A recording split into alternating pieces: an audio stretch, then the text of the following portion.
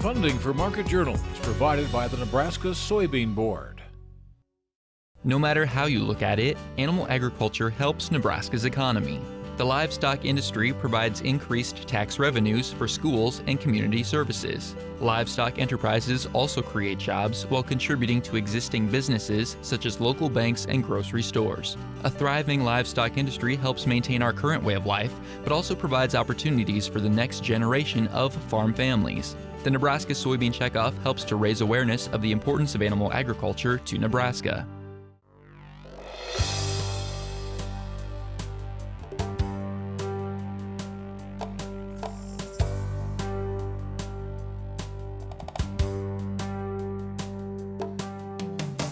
Market Journal, television for agricultural business decisions, is a presentation of the University of Nebraska-Lincoln's Institute of Agriculture and Natural Resources. Promotional support is provided by the Nebraska Farmer Magazine, and major funding for Market Journal is provided by the Nebraska Soybean Board. The Soybean Checkoff, growing opportunity from the ground up. Welcome to this week's edition of Market Journal. I'm Jeff Wilkerson. On this episode, Jeff Peterson analyzes corn and soybean markets. Brad Lubin outlines decision-making options under the new Farm Bill. Amit Jalla discusses weed control after harvest. And Richard Randall talks about cattle preparations before winter. Jeff Peterson from Heartland Farm Partners is our market analyst this week. The latest crop progress report shows U.S. farmers are halfway home with soybean harvest at 53% complete. That's still 13 points behind the nation's 5-year average, but better than the sluggish pace of corn harvest. The top 18 producing states have brought in only 31% of their corn, 22 points off the average. Nebraska's growers have harvested 69% of their soybeans and 28% of their corn. Jeff joined us Friday morning to look at those two markets. Give me an update on what we're seeing for both harvest and yield across the country and in Nebraska. Yeah, this has been an interesting year, Jeff. You know, we've really got going in the Western Corn Belt. Eastern Corn Belt's been lagging. As we come into Monday, we think we'll nationally a little over 40% harvested in corn. It could be as high as 45%. Beans look like they could slide over 70%, so I mean it's on the home stretch now. And in Nebraska? Yeah, as we slip into Nebraska, boy, that's a lot more variable. If you're south of I-80, you've got most of those areas. If you're in the south central part of the state, you're probably wrapping up with beans and you're probably well into corn. Go up into northeast Nebraska and the farther north in the state, you know, they're well into the beans, probably, you know, 2/3. Still a ways to go on the corn yet. A lot of that corn's still wet out there. Recap for me the movement we saw in both corn and bean markets this week. Yeah, this has been an interesting week. Not really what we expected. If you kind of come back and think about first in the soybean market, because that's really what's given everything the strength. Been a continued concern about dry conditions in Mato Grosso in Brazil, but it looks like we're in the process of seeing a change down there. So I think we're going to start seeing some more moisture come in. But in addition to that, when we slowed up harvest in the Eastern Corn Belt, what that did is that slowed up the movement of soybeans going into the crush plants. There's been a tremendous demand for soybean meal. Mm-hmm. Soybean meal caught a bid, went much, much higher, and as a result, that gave everybody who, you know, was short some soybeans, it made them want to go ahead and buy back those beans, and that gave us a lot of strength in the bean pit. Record crops in both corn and beans. Describe for me where you think ending stocks are going to be both now, but in 2015, 2016 as well. Yeah, you know, as we first start off in the 2014, you know, our thoughts from here is that we're going to see yields increase and come up higher, which in the end means our ending stocks are going to come higher on both the soybeans and also in the corn. Wouldn't surprise me for us to get back up to that 475, maybe an outside chance of 500 million bushel carry out on soybeans. Over on the corn, you know, 2.1 to 2.2 billion bushels I think possible. But as we turn the calendar, and we start thinking about the 2015 crop, that's when it gets to be a lot tougher. Jeff, as we look at some of the acreage numbers out there and as we're hearing the farmers talk about it, sure seems like there's going to be quite a few beans out there next year. Do you expect further yield increases in the November crop report? Yeah, we do. Main reason for that is that we continue to hear from our customers and also from others farmers across the U.S. that the yields are coming in and they're staying strong. But one of our other reasons is that in the latest NASS user data group meeting, they stated that in the October report, they didn't have all of their yield plots harvested. So as a result, what they were doing is they were filling in some of those numbers with some historical averages. And as a result, we think that still gives us room to see a higher yield down the road. I'm going to ask you a two-part question here. The first part is, where are you with selling targets for the current crop of beans? And two, how bearish are you going to get if South American weather is good? Yeah, and this is where I think the biggest thing we have to think about is that what the progression of this market can be. Right now, everybody's trying to figure out the size of this U.S. crop, not thinking a lot about the 2015 acres or not thinking a lot about what the growing season could be like in Brazil. Back on the 14, we like to be a seller up in this area. This bean market's went a little higher than we thought. We like to sell in here. We're being a little bit patient on corn yet to make any additional sales.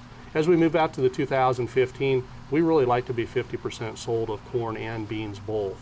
Our concern as we go out into the 2015 crop year is these carryout numbers could get really big. If we have the kind of acres that we think we're hearing, it wouldn't be unheard of to think 750 million, 800 million bushels of carryout for the soybeans.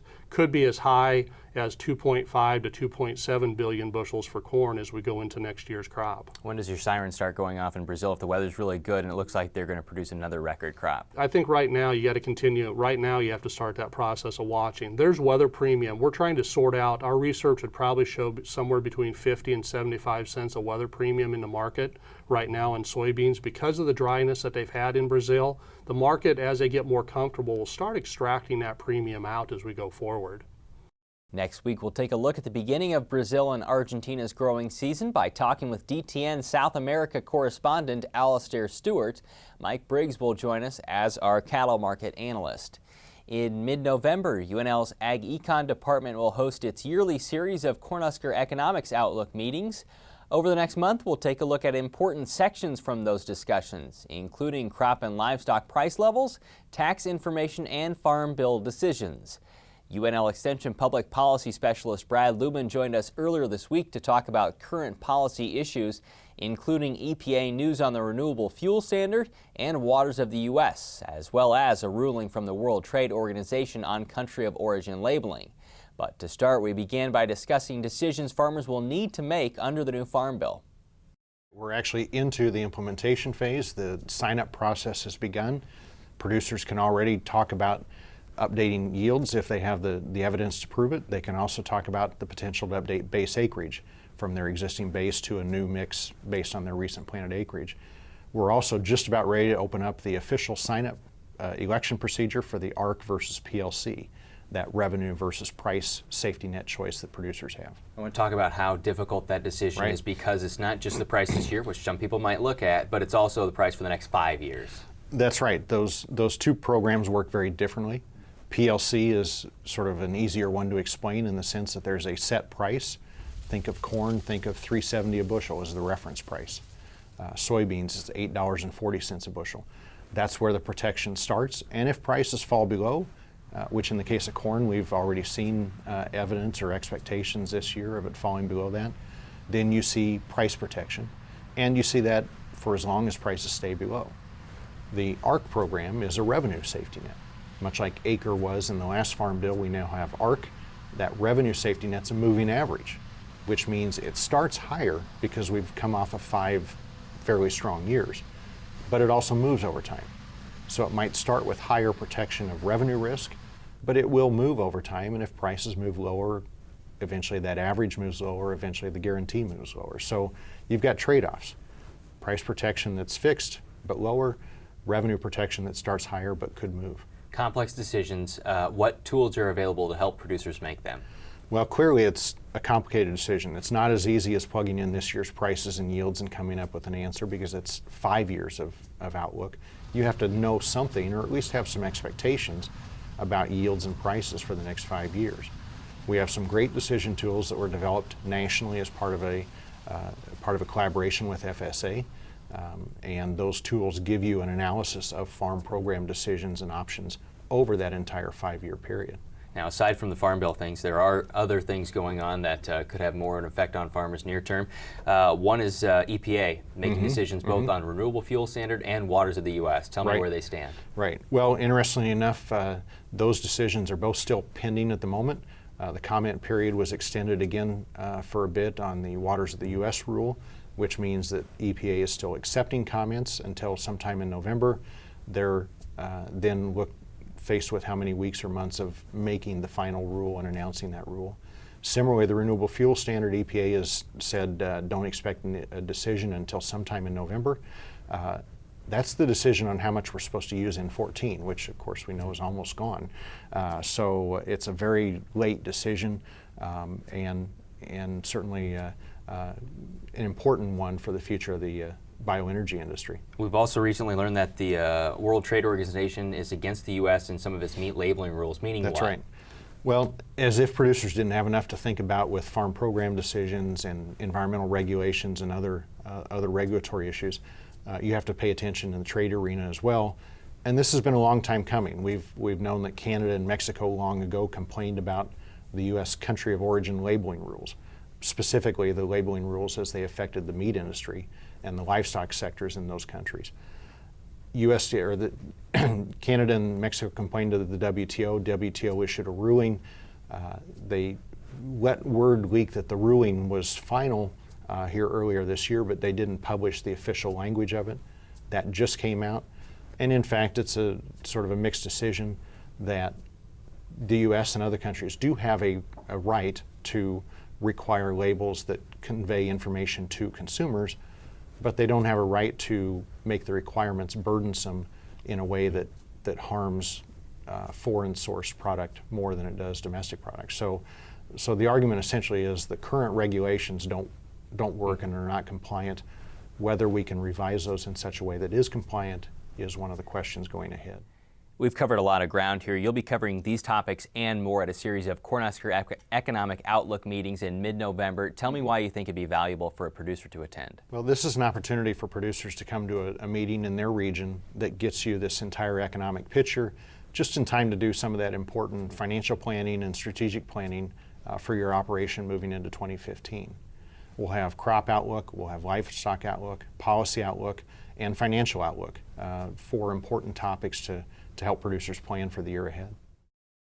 The Cornhusker Economics Outlook meetings are free to attend. They take place in 5 locations across Nebraska, November 17th in Beatrice, the 18th in Columbus, the 24th in Scottsbluff and Curtis, and November 25th in Hastings. You can contact local UNL Extension offices for more information. Next week, we'll talk about the corn and soybean portion of those meetings with UNL Extension economist Corey Walters. In this month's Nebraska Farmer, Chet Bennett knows the struggles faced by military veterans returning home from combat. He was medically discharged in 2007 after sustaining injuries in Operation Iraqi Freedom. Today, as you'll read in the October issue, Bennett is helping other returning veterans get involved with agricultural enterprises. He serves as Director of Farm Business Development for the Farmer Veteran Coalition and wants to start an affiliate in Nebraska, using his acreage west of Lincoln for a training program. The types of ag businesses he refers to go beyond conventional agriculture and instead involve niche markets, farmers markets, and alternative ag enterprises. You can read about Bennett's and this program in the October Nebraska Farmer. During the growing season, we reported from weed-related field days to talk about the increasing challenge in controlling weeds in corn and soybeans. Our interview with Stephen Knezevic from the Nebraska Soybean Board sponsored Field Day during our August 8th episode details the rise in weed resistance in Nebraska and talks about ways to improve control. As harvest eventually wraps up in the state, farmers can turn their attention to controlling any winter annual weeds. Earlier this week, we spoke with UNL Extension Weed Management Specialist Amit Jalla about the importance of a strong weed control program even in the off-season. Usually now it is the time for winter annual weeds, for example handbit, field pennycress, and some other weeds. For example, marestel is something that will be emerging significantly at this time of the year.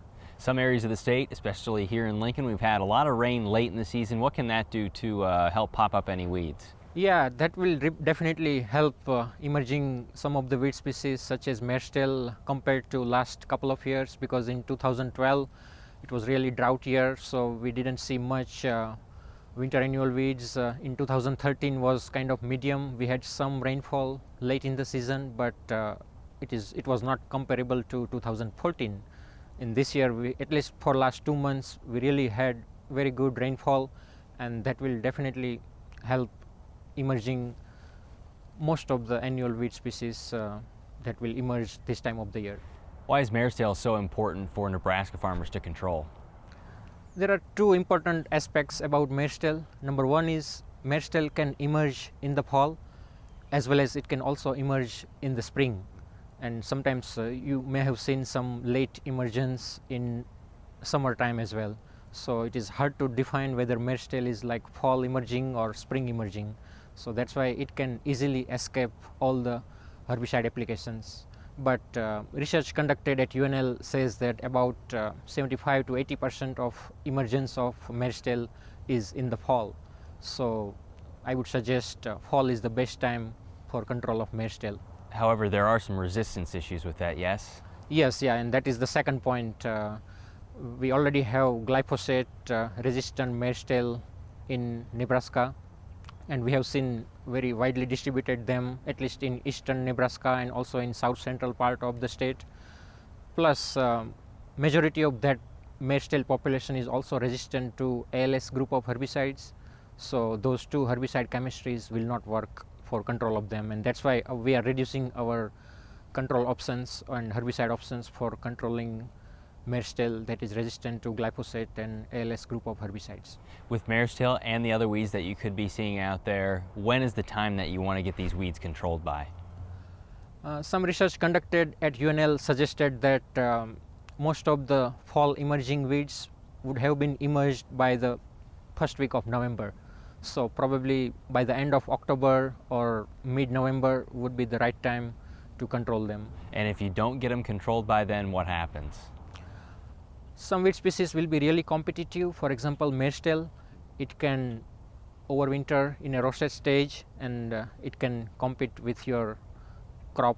When you go for planting corn and soybean, you will see marestail in the field, and it can hamper your yield because of the early season competition. And as we close out here, what are the control options for some of these weeds that farmers will have?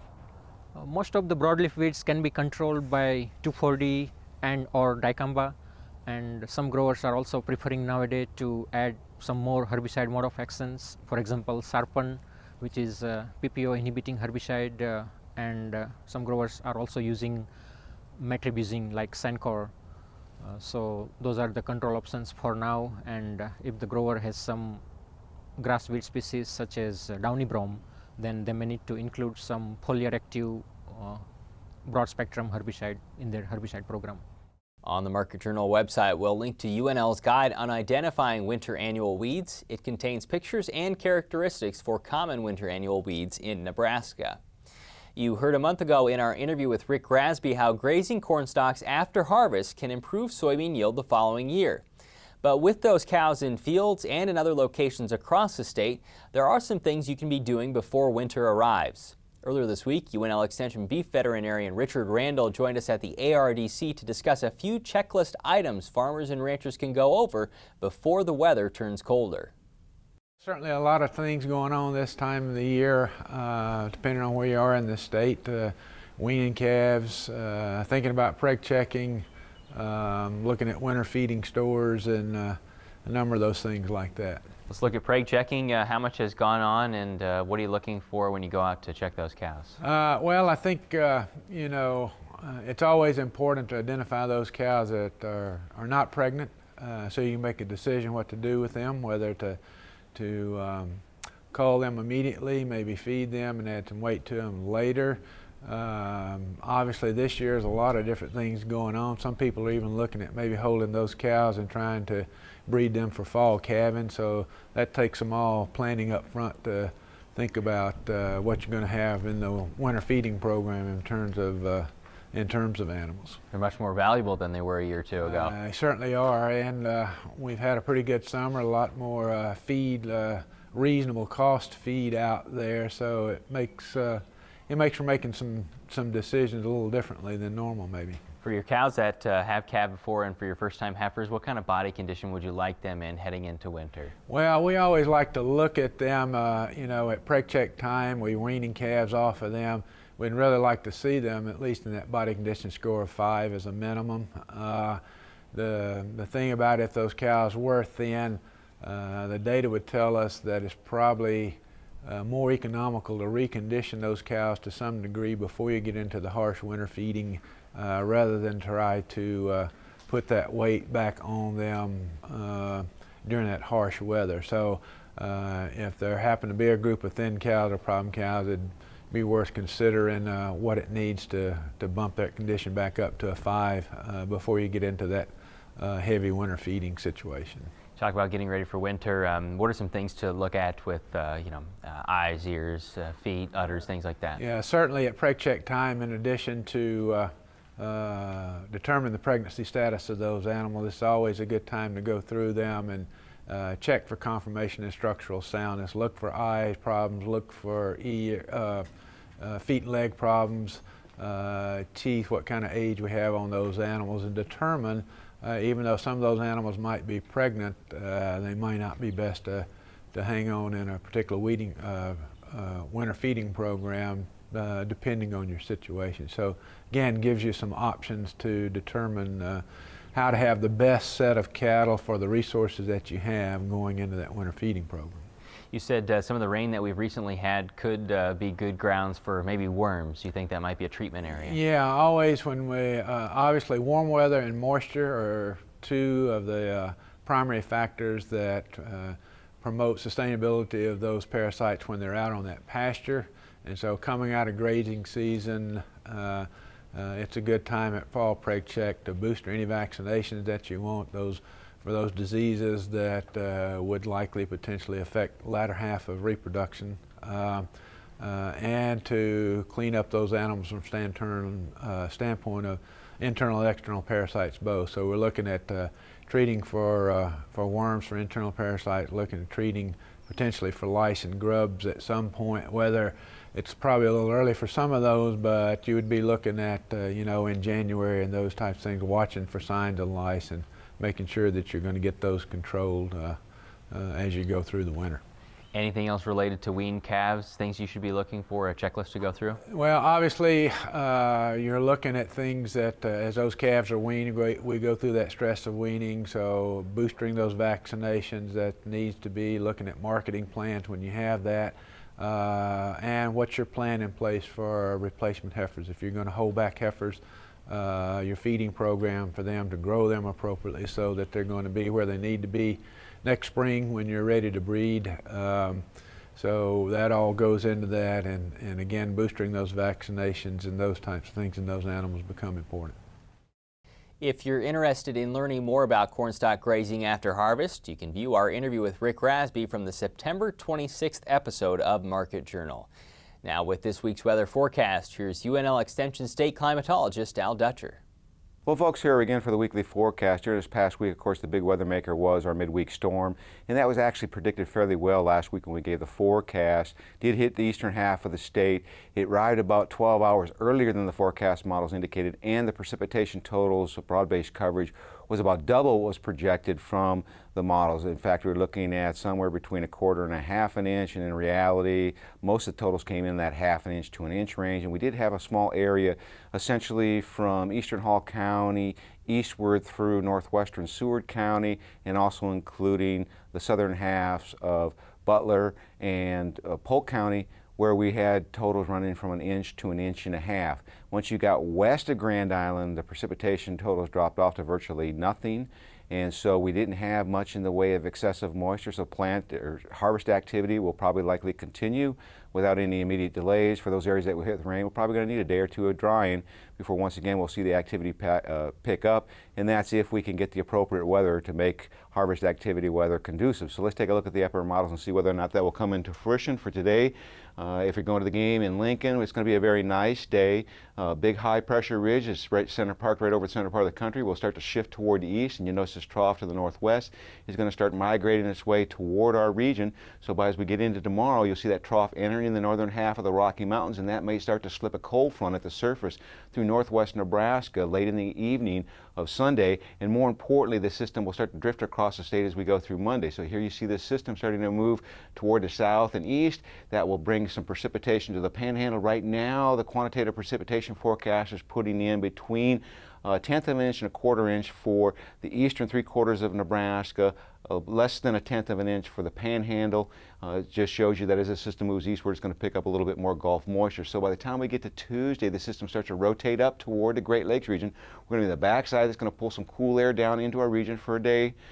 Basically, we're looking at the greatest cloudiness up in the northeastern part of the state. And then as we get into Wednesday, we see another reinforcing trough, weak as it is, move across the state. It doesn't look like we're going to see much with this system in terms of cloudiness and precipitation until we get to the overnight hours. Then we might actually start to see some precipitation breaking out in the Panhandle with a little bit of light rain, possibly even scattered snowflake. Now as we get into Thursday, we see another system that's going to be moving down toward the Great Lakes coming out of Canada. That's going to draw some colder air into our region and may actually generate some light snow cover across northeast Nebraska if the timing is right. It's going to have to be in the early morning. And as we get into Friday, that system's going to really strengthen over the Great Lakes and pull in some very cold weather for this time of the year. So if we look at the forecast, we'll notice that the warmest conditions are going to be this weekend, and then we see that slow migration toward colder temperatures as the week progresses with occasional chances for light precipitation.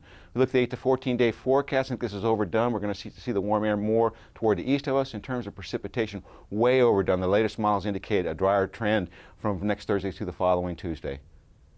Thanks, Al. Today's interviews can be found individually on the Market Journal website and through the Market Journal mobile app.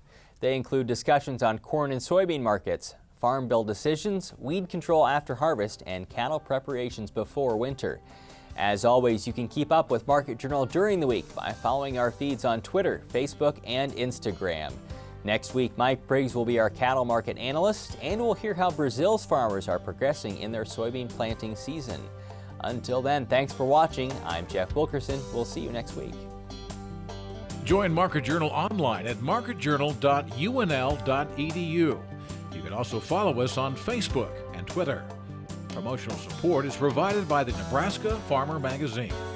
Funding for Market Journal is provided by the Nebraska Soybean Board.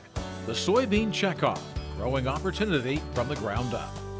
Market Journal is produced by the University of Nebraska-Lincoln's Institute of Agriculture and Natural Resources.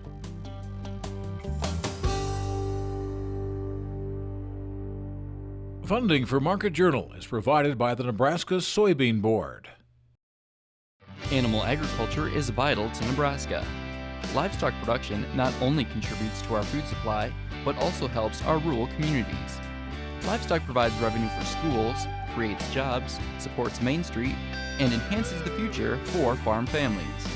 The Nebraska Soybean Board's Animal Agriculture Initiative works to encourage growth of responsible livestock enterprises to benefit agriculture and Nebraska.